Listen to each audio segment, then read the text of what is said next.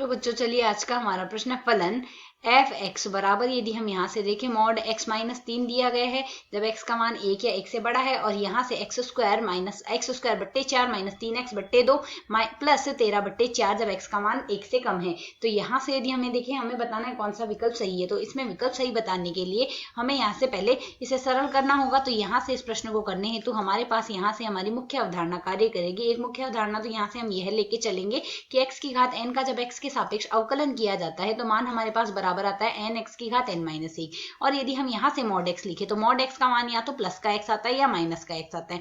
Plus x तो तब आएगा जब x का मान 0 या 0 से बड़ा हो, और माइनस x तब आएगा जब x का मान 0 से छोटा है। तो यदि यही स्थिति लेके हम फलन f(x) को परिभाषित करें यहाँ से, तो f(x) बराबर हमारे पास यहाँ से क्या लिखा जाएगा, f(x) का मान हमारे पास आ जाएगा जब x का मान 1 से कम है।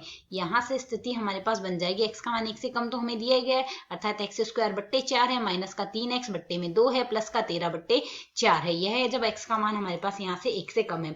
और जब x का मान हम 1 से 3 के मध्य लेंगे तो उस स्थिति में हमारे पास मान मॉड x माइनस 3 का मान ऋणात्मक होगा, क्योंकि x का मान हमारे पास 3 से कम है। उस स्थिति में x माइनस 3 का मान 0 ही तो होगा, तो उस स्थिति में मान ऋणात्मक होगा। ऋणात्मक होने के केस में माइनस x प्लस 3 लिख सकते हैं, और x माइनस 3 लिखा जाएगा जब हमारे पास यहाँ से x का मान 3 से बड़ा है या बराबर है, यह लिख देते हैं हम। यहाँ से यही लेके सरल करें तो अब हमें यहाँ से क्या करना है, हमें सतत देखना है, वह अवकलनीय देखना है। सतत ही दिया गया अवकलनीय, जी हाँ अवकलनीय भी है। तो पहले हम सतत देख लेते हैं। तो सतत जब देखेंगे हमें किन किन बिंदुओं पर देखना है, जैसा कि हम यहाँ से देख सकते हैं सारे हमारे पास बहुपद फलन मिल रहे हैं। बहुपद फलन प्रत्येक बिंदु पर सतत होता है, वह हमारे पास यहाँ से अवकलनीय भी होता है। तो हमें जांच किस बिंदुओं पर करना है, जांच हमें केवल जिन बिंदुओं पर मान परिवर्तित हो रहा है, जैसे x बराबर 1 और x बराबर 3 पर करना है।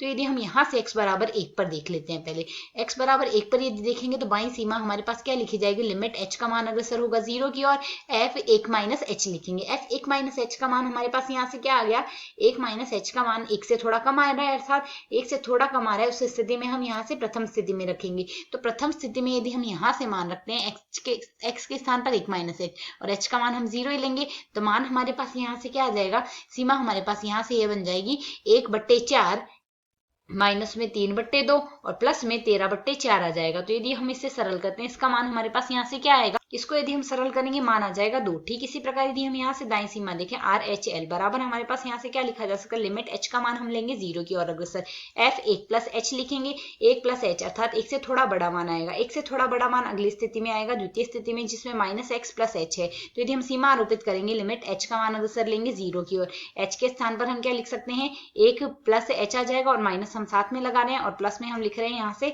3 आएगा। तो जब h का मान 0 की ओर अग्रसर लेंगे, 3 माइनस 1 बराबर हमारे पास क्या आ गया 2। बाईं सीमा बराबर आ गई दाईं सीमा की, तो यहाँ से x बराबर 1 पर हम सतत तो कह सकते हैं, x बराबर 1 पर सतत है। पहली स्थिति तो हमारे पास आ गई। अब x बराबर 3 पर हम जांच करेंगे। x बराबर 3 पर यदि हम लें तो बाईं सीमा एल एच एल बराबर लिखी जाएगी, लिमिट h का मान हम लेंगे 0 की ओर, f 3 माइनस h आएगा। तो 3 माइनस h अर्थात यहाँ से हमारे पास मान आएगा, लिमिट h का मान 0 की ओर अग्रसर लेंगे, माइनस का 3 प्लस का h लिखा जा सकता है और प्लस में आएगा 3 प्लस 3 माइनस 3 आपस में कट जाएगा, मान आ जाएगा 0। ठीक इसी प्रकार दाईं सीमा आर एच एल बराबर आएगा, लिमिट h का मान हम लेंगे यहाँ से 0 की और f 3 प्लस h आ जाएगा। 3 प्लस h लिखेंगे तो लिमिट h का मान हम ले रहे हैं यहाँ से अभी भी 0 की ओर, यह मान आएगा 3 प्लस h माइनस में 3 में आएगा, अर्थात यहाँ से h का मान 0 रखेंगे तो मान 3 से 3 कट के मान आ जाएगा 0। अतः यहाँ से हम लिख सकते हैं x बराबर 3 पर भी सतत है। तो अतः यह फलन हमारे पास सर्वत्र सतत तो आ गया। अब हमने अवकलनीय जांच करना है। तो जब अवकलनीय जांच करेंगे तो f डैश x लिखेंगे। जब f डैश x हम यहाँ से परिभाषित करेंगे तो प्रथम स्थिति में जब अवकलन करेंगे मान आएगा x/2 माइनस का 3/2 और दूसरी स्थिति में माइनस का 1 आ गया, तीसरी स्थिति में प्लस का 1 आ गया। जैसा कि हम यहाँ से देख सकते हैं, प्रथम मान हमारे पास जब है x का मान हमारे पास 1 से कम है, जब x का मान हमारे पास 1 से 3 के मध्य है तब अवकलन आया माइनस का 1, और जब x का मान 3 या 3 से अधिक आया तो मान आ रहा है माइनस प्लस का 1। तो यहाँ से यदि अवकलज के लिए देखें तो x बराबर 1 पर यहाँ से यदि हमारे पास f डैश 1 की सीमा विद्यमान होगी और f डैश 3 की सीमा विद्यमान होगी, उस स्थिति में हम कहेंगे अवकलनीय होगा। तो यदि हम यहाँ से x बराबर 1 पर देखें तो x बराबर 1 पर हमारे पास यहाँ से क्या आएगा, यहाँ भी हम 1 व 3 पे ही जांच करेंगे, क्योंकि ये हमारे पास बहुपद फलन बन रहा है और ये दो नियत फलन है। नियत फलन है तो अवकलन हमारे पास यहाँ से वैसे भी अवकलनीय होंगे और बहुपद फलन भी अवकलनीय होंगे। तो यहाँ से जिन पर मान सीमा का परिवर्तित हो रहा है उसी पर जांच करेंगे तो x बराबर 1 और 3 लेंगे। x बराबर 1 पर यदि f डैश 1 की यदि हम बाईं सीमा लेंगे, f डैश x की यदि बाईं सीमा लेते हैं तो l बराबर हमारे पास क्या आएगा, h का मान हम 0 की ओर अग्रसर लेंगे तो यहाँ से मान आएगा -3/2 और दाईं सीमा हमारे पास यहाँ से क्या आएगी, RHL बराबर आ गई -1। तो यहाँ से हम देख सकते हैं बाईं सीमा बराबर नहीं है दाईं सीमा की, अतः fx x बराबर 1 पर अवकलनीय नहीं है, सतत तो है किंतु अवकलनीय नहीं है। तो यदि अब हम यहाँ से विकल्पों से तुलना करें, हमारे विकल्प कह क्या रहे हैं, विकल्पों में यदि देखें तो हमें ये कहा गया x बराबर 1 पर सतत है। जी हाँ, x बराबर 1 पर सतत है, तो यहाँ से हमारा विकल्प ए सही आ गया।